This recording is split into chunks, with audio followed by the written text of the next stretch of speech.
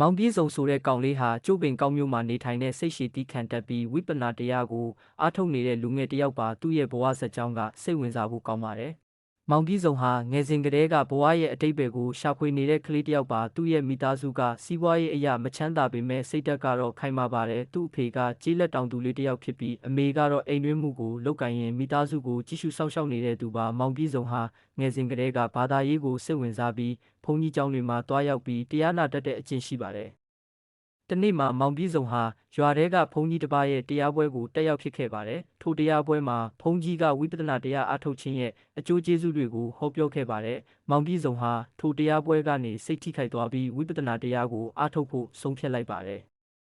မောင်ပြေးစုံဆိုတဲ့ကောင်လေးဟာမနက်စောစောထပြီးတရားထိုင်တက်လာပါတယ်ပထမတော့စိတ်ကိုစူးစီးရတာခက်ခဲပေမဲ့နေ့စဉ်လုပ်ငန်းခွင်မှာစိတ်ရှည်တီးခံတက်လာပြီးဘဝကိုပုံမနဲ့ဆိုင်စွာနားလည်လာပါတယ်သူ့ရဲ့အတွေးခေါ်တွေဟာတဖြည်းဖြည်းရင့်ကျက်လာပြီးလူမှုဆက်ဆံရေးမှာလည်းပုံမကောင်းမွန်လာပါတယ်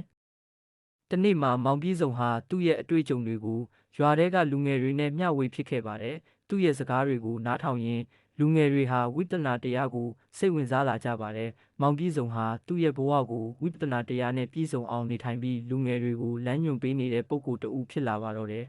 ။ဒါကတော့မောင်ပြေးစုံရဲ့ဇာတ်လမ်းလေးပါသူ့ရဲ့ကြိုးစားမှုနဲ့စိတ်ဓာတ်ကတော့လူတိုင်းအတွက်စံနမူနာယူစရာပါပဲ။ subscribe ခလုတ်ကိုနှိပ်ပါ